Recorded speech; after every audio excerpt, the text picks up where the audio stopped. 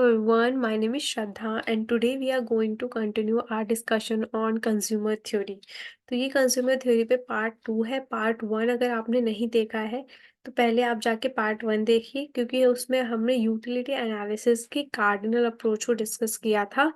तो आप पहले उसको देखिए, उसके बाद इस पे आइएगा, क्योंकि इस पे हम ऑर्डिनल अप्रोच यूटिलिटी एनालिसिस की डिस्कस करने वाले हैं।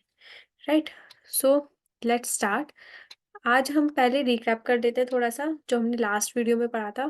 तो कार्डिनल अप्रोच में सबसे पहले हमने कंज्यूमर इक्विलिब्रियम को पढ़ा था कि कंज्यूमर इक्विलिब्रियम की दो अप्रोचेस होती हैं, कार्डिनल अप्रोच होती है, एक ऑर्डिनल अप्रोच होती है।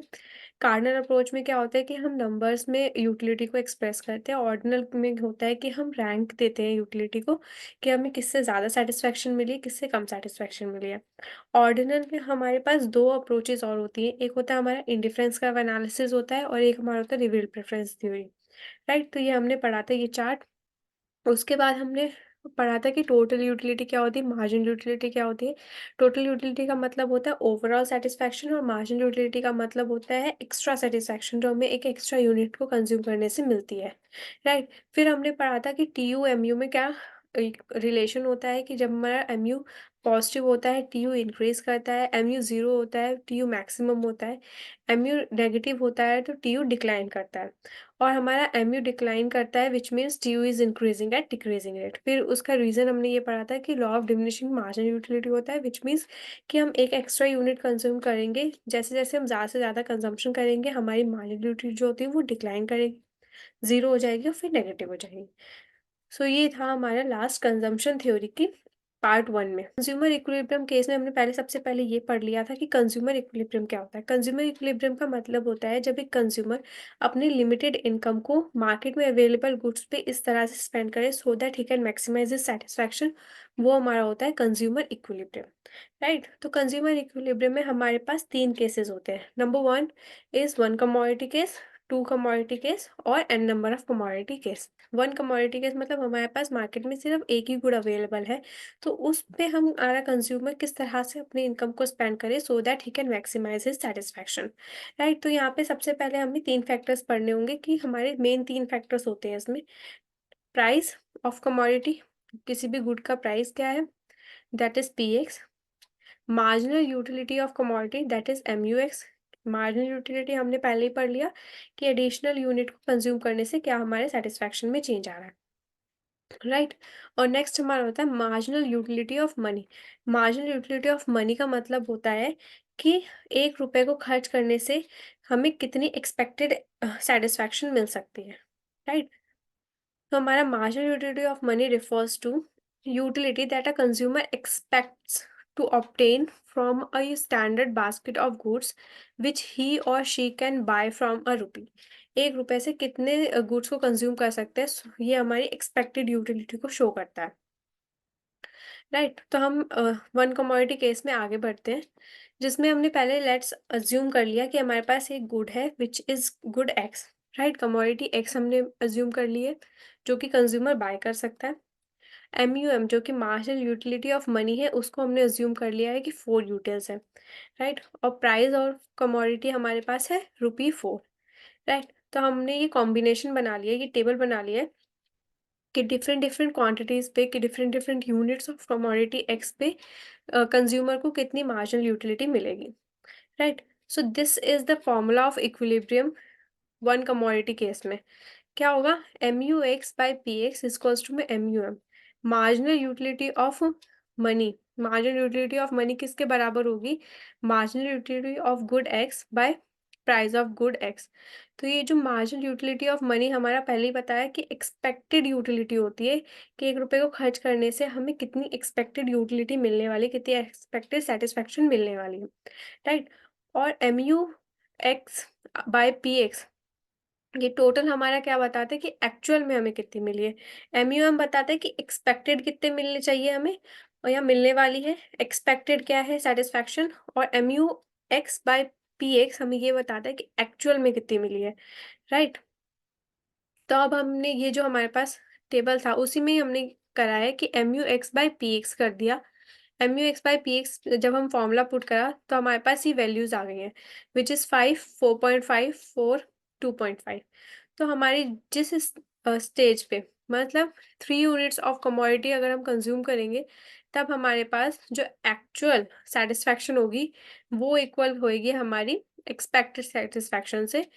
तो इस पॉइंट पे हमारा कंज्यूमर इक्विलिब्रियम होगा, राइट? इसको हम ग्राफिकली प्रेजेंट करेंगे तो हमारा price line parallel to X axis होगा, बिकॉज प्राइस हमारे कांस्टेंट है, तो पैरेलल टू एक्स एक्सिस जाएगा।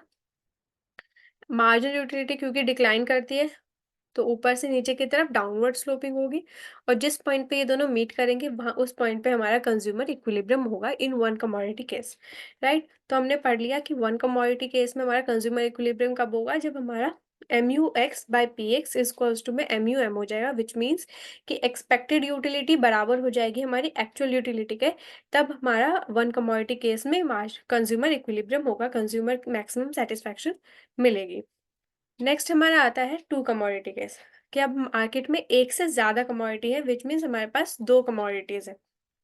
तो सेम है कि हमारी एक्चुअल सेटिस्फैक्शन गुड एक्स से and actual satisfaction of good Y should be equals to actual expected satisfaction from the money, कि हमारे पास एक्सपेक्टेड सेटिस्फैक्शन जो थी उसके बराबर होनी चाहिए हमारे actual satisfaction from good X is equals to good Y.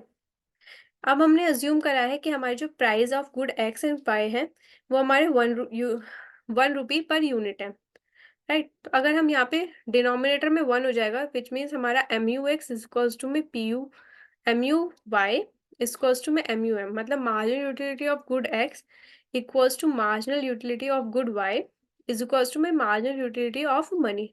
ये सब बराबर हो जाएंगे, ये हमारा इक्विलिब्रियम कंडीशन है। तो हमारी इक्विलिब्रियम कंडीशन में हम दो तरीके से पूछी जा सकती है, ये फॉर्मूला भी आ सकता है और ये फॉर्मूला भी आ सकता है, तो आपको दोनों पता होना चाहिए। ये फॉर्मूला कैसे आया, जब हमने ये अज्यूम कर लिया कि हमारे प्राइस ऑफ गुड एक्स और प्राइस ऑफ गुड वाई दोनों इक्वल्स टू 1 है, राइट? सो हमारा ये कॉम्बिनेशन बनेगा। ये देखिए इस टेबल में कि एम यू एक्स हमारे दे रखी कि गुड एक्स से कितनी हमारी मार्जिनल यूटिलिटी आती है जैसे जैसे हम कमोडिटी की कंजम्पशन इंक्रीज करते हैं, और गुड वाई की हमारी मार्जिनल यूटिलिटी जैसे जैसे हम एक एक्स्ट्रा यूनिट कंज्यूम करते हैं उस पर्टिकुलर कमोडिटी की। और जिस पॉइंट पे ये दोनों बराबर होंगे वो पॉइंट होगा हमारा सेटिस्फैक्शन लेवल। यहाँ पे हमारा कंज्यूमर इक्विलिब्रियम होगा, यहाँ पे हम मैक्सिमम सेटिस्फैक्शन मिलेगी, राइट? ठीक है। सो अब हम हमारा इसको ग्राफिकली प्रेजेंट करेंगे। So this is marginal utility of good X and this is marginal utility of good Y and this is M U M, जो कि पैरेलल है हमारे एक्सेस से। तो जिस पॉइंट पे ये मीट करेंगे उस पॉइंट पे हमारा इक्विलिब्रियम होगा, कंज्यूमर इक्विलिब्रियम होगा, कंज्यूमर मैक्सिमम सेटिस्फैक्शन गेन करेगा।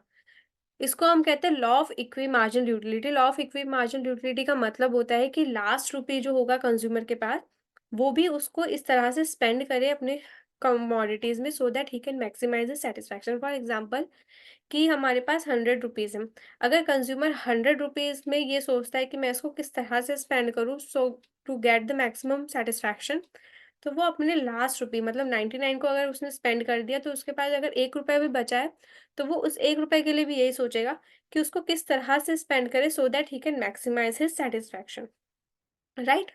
सो यही हमारा होता है इक्वी मार्जिनल यूटिलिटी, मतलब हर कमोडिटी को, हर 1 रुपए को उसे इक्वली प्रेफरेंस देगा, उससे हर हर 1 रुपए से वो मैक्सिमम सेटिस्फैक्शन ही गेन करना चाहेगा। ये हमारा था टू कमोडिटी केस। सिमिलरली अब हमारे पास आता है एन कमोडिटी केस।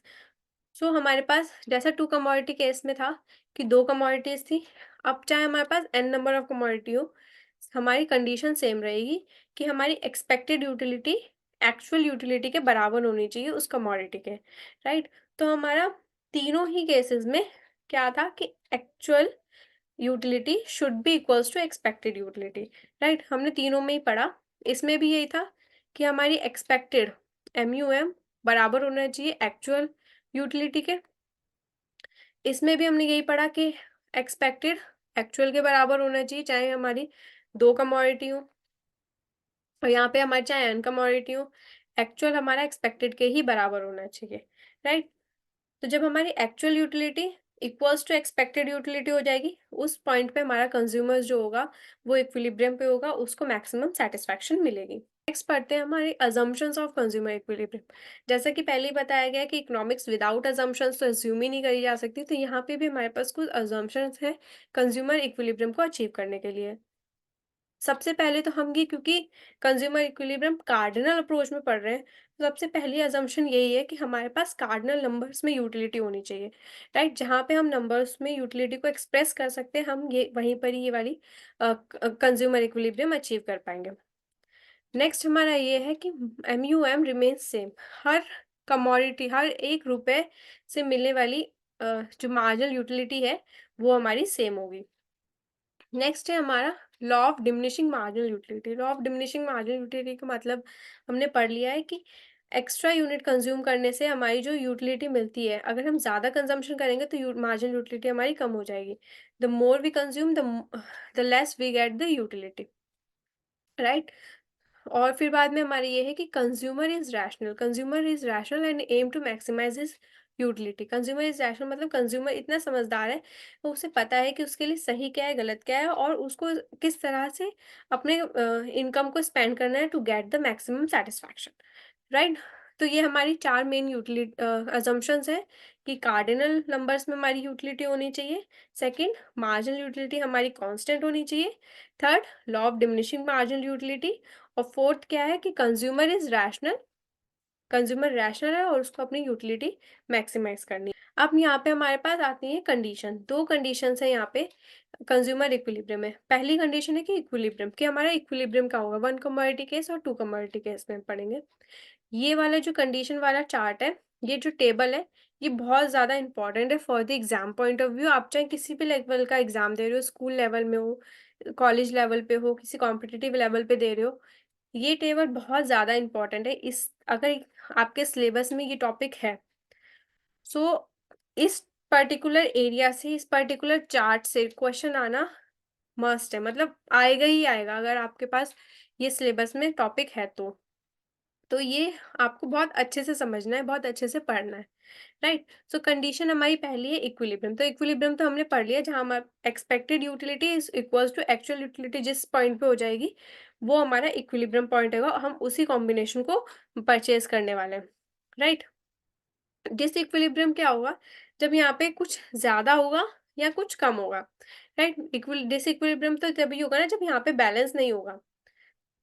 तो पहला हमारा 1 कमोडिटी केस में पढ़ते हैं कि MUX is greater then the price of X, मतलब मार्जिनल यूटिलिटी हमारी ज़्यादा है प्राइस से। तब हम क्या करेंगे?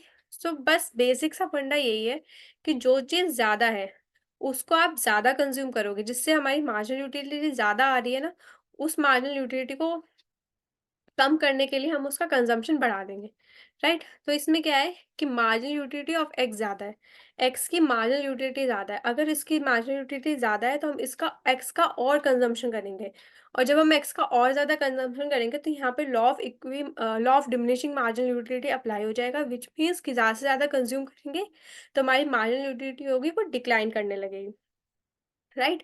तो हम अगर एक्स का ज़्यादा कंज़म्पशन करेंगे तो मार्जिनल यूटिलिटी जो हमारी बढ़ी हुई है वो धीरे-धीरे कम होने लगेगी, और एक पॉइंट ऐसा आएगा जब ये दोनों बराबर हो जाएँगे और हम इक्विलिब्रियम पे पहुँच जाएँगे, राइट? नेक्स्ट हमारा है कि जब मार्जिनल यूटिलिटी स्मॉलर देन होगी पीएक्स से, मार्जिनल यूटिलिटी कम है, अब हमें इसको बढ़ाना है। जब कम होगी तो हम इसका कंज़म्पशन और कम कर देंगे। तो जब हम कंज़म्पशन कम करेंगे तो हमारे पास इससे मार्जिनल यूटिलिटी जो होगी वो इसकी बढ़ने लगेगी, और एक पॉइंट ऐसा आएगा जब हमारे ये दोनों बराबर हो जाएँगे और हमें इक्विलिब्रियम अचीव हो जाएगा। सो एट द एंड हमें इक्विलिब्रियम पे ही पहुँचना होता है, चाहे हम कोई भी कंडीशन में हो। तो अगर हमारे पास मार्जिनल यूटिलिटी ज़्यादा है, तो हम ज़्यादा कंज़्यूम करेंगे, law of marginal utility apply होगा, और म्यू एक्स हमारा कम हो जाएगा और हम इक्विलिब्रियम पे पहुंच जाएंगे। और जब हमारा कम होगा तो हम उसका और कम कंजम्पशन करेंगे, जिससे हमारा म्यू एक्स बढ़ जाए और हम इक्विलिब्रियम पे पहुंच जाए। ये था हमारा 1 कमोडिटी केस। 2 कमोडिटी केस में क्या होगा कि हमारे पास marginal utility of X by P X is greater than marginal utility of Y by P Y. मतलब एक्स से मिलने वाली यूटिलिटी ज़्यादा है और वाई से मिलने वाली यूटिलिटी कम है। तो जो चीज़ ज़्यादा है उसको हम और बढ़ाएंगे, और जो चीज़ कम है उसको हम और कम कर देंगे इक्विलिब्रियम पे पहुंचने के लिए, राइट? तो हमारा एक्स ज़्यादा है तो हमें एक्स का कंजम्पशन ज़्यादा कर देंगे, वाई का कंजम्पशन कम कर देंगे। क्योंकि हमारे कंज्यूमर के पास लिमिटेड इनकम है, तो वो क्या करेगा, वाई से शिफ्ट कर देगा एक्स का कंजम्पशन पे। क्यों? क्योंकि हमें एक्स का कंजम्पशन बढ़ाना है, वाई का कम करना है, राइट? तो वाई से शिफ्ट कर देगा एक्स पे। Consumer will promote to shift more expenditure on Y to X, right? Y to X, Y से एक्स पे शिफ्ट कर देगा, एक्स को बढ़ाएगा, वाई को कम करेगा। जो चीज़ कम है उसको और कम करनी, जो चीज़ ज़्यादा है उसको और ज़्यादा करना है, जिससे कि हमारी मार्जिनल यूटिलिटी ज़्यादा वाले की कम हो जाए और कम वाले की ज़्यादा हो जाए, और जब ये बैलेंस पे आ जाएंगे तब हमारा हो जाएगा इक्विलिब्रियम, राइट? नेक्स्ट हमारा क्या आया कि जब हमारा एक्स की मार्जिनल यूटिलिटी कम है और वाई की ज़्यादा है, तब हम क्या करेंगे, एक्स से वाई पे शिफ्ट करेंगे। तो एक्स को और कम करेंगे, वाई को और बढ़ाएंगे, जिससे हमारी मार्जिनल यूटिलिटी वाई की कम हो जाएगी, एक्स की बढ़ जाएगी, और एक पॉइंट ऐसा आएगा जब ये दोनों इक्विलिब्रियम पे आ जाएंगे। सो ये टेबल बहुत ज़्यादा इंपॉर्टेंट है, इसको आपको एक बारी और रिवाइज करना है, मल्टीपल टाइम रिवाइज करना है, so that you can get this. और एग्जाम में अगर क्वेश्चन आता है तो आप इजिली उसको टैकल कर पाए। तो हमने इक्विलिब्रियम में क्या पढ़े, 3 केस पढ़े, 1 कमोडिटी केस, 2 कमोडिटी केस और 3 कमोडिटी केस। तीनों के हमने इक्विलिब्रियम पढ़ लिए, जिसका बेसिक फॉर्मूला फंडा यही है कि हमारी एक्सपेक्टेड यूटिलिटी हमारी एक्चुअल यूटिलिटी के बराबर होनी चाहिए। जिस पॉइंट पे ये बराबर हो जाएगी उसी पॉइंट पे हमें इक्विलिब्रियम मिल जाएगा। अजम्पशंस यहाँ पे क्या है कि कार्डिनल नंबर में हमारी यूटिलिटी होनी चाहिए, राइट? MUM मतलब मार्जिनल यूटिलिटी ऑफ मनी हमारी सेम होनी चाहिए। Law of diminishing marginal utility लगेगा, और कंज्यूमर रैशनल है जिसको अपनी मैक्सिमम करनी है सेटिस्फैक्शन, राइट? फिर हमने ये 2 कंडीशंस पढ़ी हैं जो कि हमारी बहुत ज़्यादा इंपॉर्टेंट है। अब हम मूव करते हैं ऑर्डिनल अप्रोच पे। ऑर्डिनल अप्रोच में भी हमने पढ़ा था कि हमारी 2 तरीके की अप्रोच होती हैं। एक होती है हमारी इंडिफरेंस कर्व एनालिसिस, एक होता है हमारा रिवील्ड प्रेफरेंस थियरी।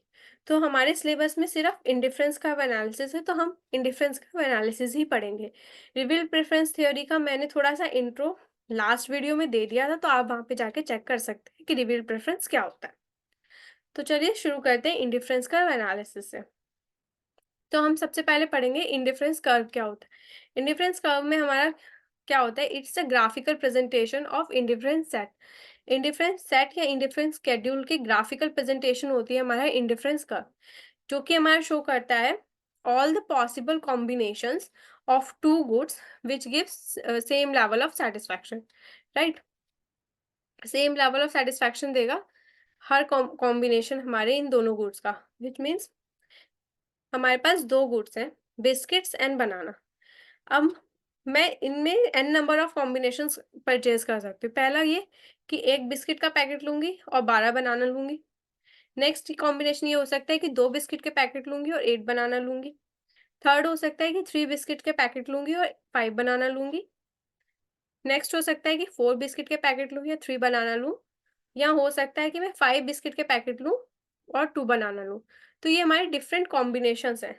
तो ये इन सारे कॉम्बिनेशन को अगर मैं एक ही कर्व पे शो करती हूँ, तो वो हमारा हो जाएगा इंडिफरेंस कर्व। अब मैं इन कॉम्बिनेशन में से कुछ भी लूँ, मुझे सेम लेवल ऑफ सैटिस्फैक्शन मिलने वाला है, राइट? तो इंडिफरेंस कर्व क्या होता है?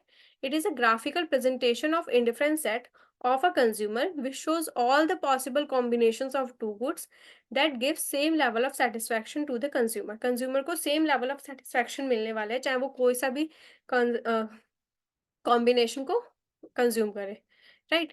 तो हमारा इंडिफरेंस कर्व की अगेन कुछ अजम्पशंस हैं।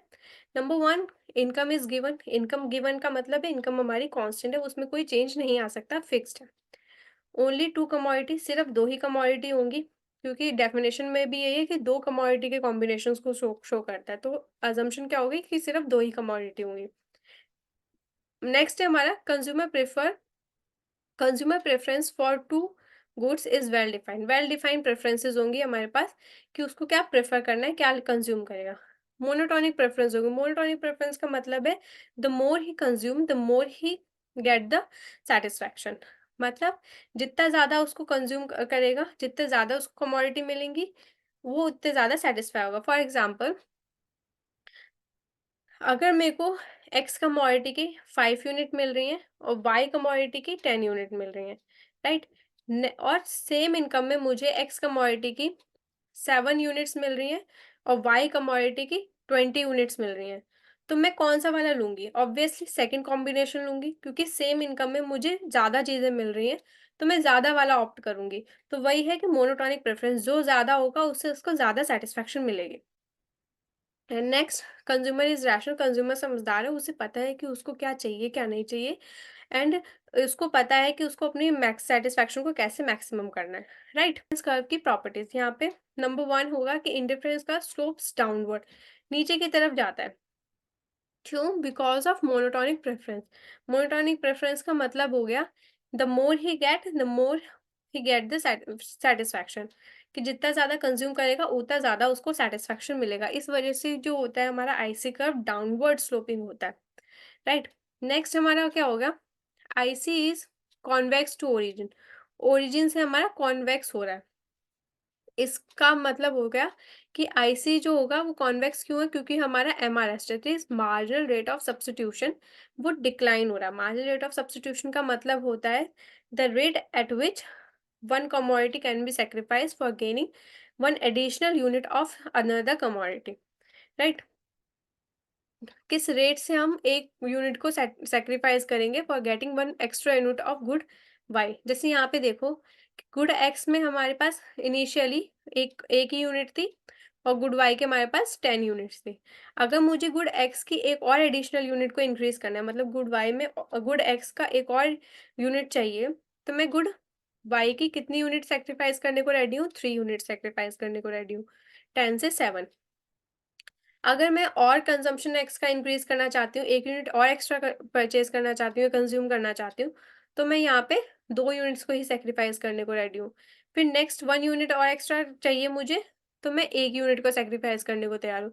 क्यों? इसका मतलब क्या होगा? मेरा सैक्रिफ़ाइस जो रेट है, वो धीरे-धीरे डिक्लाइन होने लगेगा for every additional unit of good x. यहाँ पे मैं 3 को सैक्रिफ़ाइस करने वाली थी, यहाँ 2 को ही कर रही हूँ, यहाँ पे 1 को, राइट? तो धीरे-धीरे मैं कम कर रही हूँ, व्हिच मीन्स आप इसको ऐसे समझ सकते हो, जो चीज़ हमारे पास ज़्यादा है, हम उसकी कम वैल्यू करते हैं, और जो चीज़ हमारे पास कम है, हम उसकी ज़्यादा वैल्यू करते हैं। का मतलब ये हो गया कि इनिशियली मेरे पास गुड वाई ज़्यादा था, तो मेरे को इसकी इतनी ज़्यादा वैल्यू नहीं थी, राइट? तो मुझे ये लगा कि अगर मैं गुड एक्स की एक और यूनिट को कंज़्यूम करूँगी, तो मुझे ज़्यादा सैटिस्फैक्शन मिलेगी। तो 1 यूनिट को एक्स्ट्रा कंज़्यूम करने के लिए मैंने इसकी ज़्यादा सैक्रिफ़ाइस कर दिया। लेकिन धीरे-धीरे जब मेरे पास ये चीज़ कम होने लगेगी, तो मेरे को इसकी वैल्यू पता चलने लगी कि ये भी चीज़ मेरे लिए इम्पोर्टेंट है।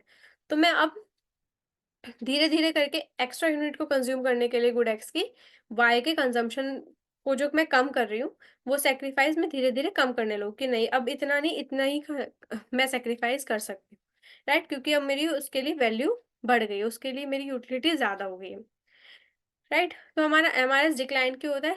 Due to diminishing marginal utility. वही है कि द मोर वी कंज़्यूम, हमारी मार्जिनल यूटिलिटी जो होती है वो डिक्लाइन होने लगती है। तो हमारी अब एक्स की एक्स्ट्रा यूनिट को कंज़्यूम करने से मुझे ज़्यादा सैटिस्फैक्शन नहीं मिल रही, बट अगर मेरी वाई की कमोडिटी कम हो रही है, अब वो मेरे लिए ज़्यादा वैल्यूएबल है। अब इससे मेरे को ज़्यादा सैटिस्फैक्शन मिल रही है, ठीक है? तो ये हमारी 2 प्रॉपर्टीज़ होंगी। पहला कि हमारा जो आईसी है वो डाउनवर्ड स्लोपिंग है। सेकंड, आईसी हमारा जो ओरिजिन से कॉन्वेक्स है। कॉन्वेक्स क्यों है? क्योंकि हमारा एमआरएस जो है वो डिक्लाइन कर रहा है। एमआरएस डिक्लाइन क्यों कर रहा है? क्योंकि law of diminishing marginal utility apply हो रहा है, राइट? नेक्स्ट हमारा है, ICs does not intersect each other, एक दूसरे को इंटरसेक्ट नहीं कर सकते। इससे पहले हम ये वाली प्रॉपर्टी पढ़ेंगे, that is higher IC shows higher level of satisfaction. जितनी हायर आईसी, आईसी 1 के मुकाबले आईसी 2 पे मुझे ज़्यादा सैटिस्फैक्शन मिलेगी, ऐसी आईसी 3 पे मुझे ज़्यादा मिलेगी, सबसे ज़्यादा मिलेगी इस आईसी पे, आईसी 6 पे, राइट? क्यों ऐसा क्यों? अगर मैं यहाँ से एक स्ट्रेट लाइन खींचूँगी, तो अगर मैं यहाँ पे स्ट्रेट लाइन खींचूँगी, फॉर सपोज़ कि मैं यहाँ इस पॉइंट पे हूँ, यहाँ पे जो एरो है, इस पॉइंट पे हूँ, इस पॉइंट पे मेरे को गुड वाई की 3 यूनिट्स मिल रही हैं, राइट? अगर मैं आईसी 1 पे देखूँ और यहाँ पे मैं सपोज़ कर ली कि गुड 1 की मुझे भी यहाँ पे भी 3 यूनिट्स मिल रही हैं गुड एक्स की, और गुड वाई की भी 3 यूनिट्स मिल रही हैं। लेकिन अगर मैं आईसी 2 पे जंप करती हूँ, तो यहाँ पे गुड एक्स की मुझे 3 की जगह 4 यूनिट मिल रही हैं। गुड 5 पे जंप करूँगी, फिर 6 यूनिट मिल रही हैं, 7 यूनिट मिल रही है। तो मतलब क्या हुआ कि मैं वाई की कंज़म्पशन में चाहे कोई चेंज करूँ या ना करूँ, गुड एक्स मेरा बढ़ रहा है। तो हमारे यहाँ पे मोनोटोनिक प्रेफ़रेंस आ जाएगी कि जितना ज़्यादा होगा हमें उससे ज़्यादा सैटिस्फैक्शन मिलेगी। अब बताओ कि गुड आईसी 1 पे मुझे गुड एक्स की सिर्फ़ 3 यूनिट मिल रही है, गुड वाई की 3 यूनिट के साथ। और आईसी 6 पे मुझे गुड वाई की 3 यूनिट्स तो मिल रही हैं, लेकिन साथ-साथ में गुड एक्स की 10 यूनिट्स मिल रही है, तो मैं कौन-सा कॉम्बिनेशन लूँगी? ऑब्वियसली ये 10 वाला लूँगी। क्यों? क्योंकि जो ज़्यादा है, लिमिटेड इनकम में अगर मुझे कुछ ज़्यादा मिल रहा है, तो मैं ऑब्वियसली उसकी तरफ ही मूव करूँगी, तो यहाँ पे आएगी हमारी मोनोटोनिक प्रेफ़रेंस रीज़न आ जाएगा, राइट? नेक्स्ट हमारा यहाँ पे था कि ICs does not intersect each other. एक दूसरे को हमारी आईसीज़ इंटरसेक्ट नहीं कर सकती। क्यों नहीं कर सकती? इसके 2 रीज़न हैं। पहला कि जो आईसी होते हैं उसके हर पॉइंट पे जो भी कॉम्बिनेशन होता है उनसे हमें सेम लेवल ऑफ सैटिस्फैक्शन मिलती है। और सेकंड है कि higher IC shows higher level of satisfaction. तो ये दोनों यहाँ पे वैलिड नहीं हो रही है, जिस वजह से ये हमारा आईसीज़ जो है वो कभी भी इंटरसेक्ट नहीं करेंगे। जैसे समझते हैं कि हमारा जो पॉइंट ए है, वो हमारे आईसी 2 पे भी है और आईसी 1 पे भी है। सो एज़ पर दिस हमारा पॉइंट बी और पॉइंट ए से मिलने वाला सैटिस्फैक्शन सेम होना चाहिए और पॉइंट सी और पॉइंट ए से मिलने वाला सैटिस्फैक्शन सेम होना चाहिए। क्यों? क्योंकि हमने आईसी की डेफिनेशन में ही पढ़ा है कि ऐसे कॉम्बिनेशन होते हैं जो कि हमें same level of satisfaction provide करते हैं, राइट? तो हमारा सेम लेवल ऑफ सैटिस्फैक्शन होना चाहिए ए और सी में भी और ए और बी में भी। अब जस्ट बिकॉज़ ए और सी बी और सी हमारा क्या शो कर रहा है कि बी हमारा नीचे वाली आईसी पे है, सी हमारा ऊपर वाली आईसी पे, तो ये हमारा सी ज़्यादा सैटिस्फैक्शन देगा बी से, राइट? तो अब यहाँ पे कॉन्ट्रास्ट हो गया है कि ए से जो मिलने वाली सैटिस्फैक्शन है, ए से मिलने वाली जो यूटिलिटी है, वो हमारी बी के भी बराबर है, सी के भी बराबर है। और अगर हमारी ये दोनों बराबर हैं ए के, तो इन दोनों को आपस में भी बराबर होना चाहिए। लेकिन आपस में ये बराबर नहीं है, क्यों? क्योंकि ये हायर आईसी पे है, पॉइंट सी। तो हमारा पॉइंट सी से ज़्यादा सैटिस्फैक्शन मिल रहा है। तो यहाँ पे हमारा हायर आईसी वाला भी वॉयलेट हो जाएगा कि हायर आईसी के अकॉर्डिंग तो हमें सी पे प्रेफ़रेंस देनी चाहिए। लेकिन अगर हम उसके आईसी की डेफ़िनेशन के अकॉर्डिंग जाएँ, तो इन तीनों के बीच में कोई डिफ़रेंस नहीं है, राइट? तो इस वजह से हमारी जो आईसीज़ होंगी वो कभी भी इंटरसेक्ट नहीं करेंगी, right? And last one is IC does not touch any axes. मतलब एक्स एक्सिस को भी टच नहीं करेगा, वाई एक्सिस को भी टच नहीं करेगा। क्यों? क्योंकि अगर हमने हमारी आईसी ने वाई एक्सिस या एक्स एक्सिस को टच कर लिया, तो जिस भी एक्सिस को टच करेगा वहाँ पे हमारा एक कमोडिटी का कंज़म्पशन जो होगा वो ज़ीरो हो जाएगा। एक कमोडिटी का कंज़म्पशन जब ज़ीरो हो जाएगा उस व्हिच मीन्स कि यहाँ पे हमारा एक्स ज़ीरो हो जाएगा, जब ये वाई एक्सिस को टच करेगा और यहाँ पे हमारा वाई ज़ीरो हो जाएगा जब ये एक्स एक्सिस को टच करेगा। तो ये हमारी डेफ़िनेशन को ही वॉयलेट कर देगा, व्हिच मीन्स कि हमारा डेफ़िनेशन में हमने पढ़ा था कि यहाँ पे 2 कमोडिटीज़ का कॉम्बिनेशन होता है। लेकिन अगर हमारी एक चीज़ ज़ीरो हो जाएगी तो यहाँ पे 2 की तो बात ही नहीं हुई, यहाँ पे सिर्फ़ 1 ही की बात होएगी, राइट? तो ये हमारी डेफ़िनेशन को वॉयलेट कर रहा है, इसलिए ये भी कभी नहीं हो सकता कि हमारी एक्स एक्सिस और वाई एक्सिस कभी भी आइसेंस टच नहीं करेंगे, राइट? सो ये हमारी 3 प्रॉपर्टीज़ है which are very important. Number 1, ICs जो होंगे वो डाउनवर्ड स्लोपिंग होंगे because of monotonic preference. Number 2, IC जो होंगे वो डाउनवर्ड स्लोपिंग के साथ-साथ हमारे कॉन्वेक्स भी होंगे ओरिजिन से। क्यों? क्योंकि डिक्रीजिंग एमआरएस है। एमआरएस जो है, मार्जिनल रेट ऑफ सब्स्टिट्यूशन, वो डिक्रीज़ कर रहा है। मतलब अब हर एडिशनल यूनिट को कंज़्यूम करने के लिए हमारा सैक्रिफाइस जो होगा वो धीरे-धीरे कम होता रहेगा। राइट, नेक्स्ट हमारा ये कि higher IC shows higher level of satisfaction. जितने ज़्यादा ऊपर आईसी होगी उतने ज़्यादा मुझे सेटिस्फेक्शन मिलेगा। नेक्स्ट हमारा होगा कि आईसीज आपस में कभी भी इंटरसेक्ट नहीं करेंगी, एक दूसरे को काटेंगी नहीं, राइट। और लास्ट है हमारा कि आईसीज जो है वो एनी एक्सिस को टच नहीं करेगी। अगर वो टच करेंगी विच मीन्स कॉम्बिनेशन जो होगा वहाँ पे दो की जगह एक ही गुड कंज्यूम कर रहे हैं। और जब एक ही गुड कंज्यूम करेंगे तो वहाँ पे दो गुड वाली जो हमारी अजम्पशन है कि दो गुड होने ही चाहिए, वो वॉयलेट हो जाएगी। इसलिए ये वाली प्रॉपर्टी भी यहाँ पर अप्लाई होगी। कार्डिनल अप्रोच कंप्लीट कर लिया जिसका हमारा टॉपिक रहता था कंज्यूमर इक्विलिब्रियम, राइट। और हमने अपनी ऑर्डिनल अप्रोच में आईसी का इंट्रोडक्शन देख लिया है कि आईसी क्या होता है, उसकी अजम्पशंस पढ़ लिए हैं, उसके साथ साथ हमने उसकी प्रॉपर्टीज भी डिस्कस कर ली हैं। So this is it for today. Like comment share and subscribe to this channel अगर आप इस चैनल पे नए हैं तो। हम डीएसएसबी पीजीटी इकोनॉमिक्स की प्रिपरेशन कर रहे हैं 2024 के लिए। सो अगर आपने अभी तक भी प्लेलिस्ट नहीं देखी है तो आप नीचे जाके प्लेलिस्ट देख सकते हो। हमसे इंस्टाग्राम और टेलीग्राम पे भी जुड़ सकते हैं, नीचे आपको डिस्क्रिप्शन बॉक्स में लिंक मिल जाएँगे। अलोंग विथ दिस जो कंज्यूमर थ्योरी का पार्ट 1 है, आपको उसकी वीडियो नीचे डिस्क्रिप्शन बॉक्स में मिल जाएगी। So thank you so much.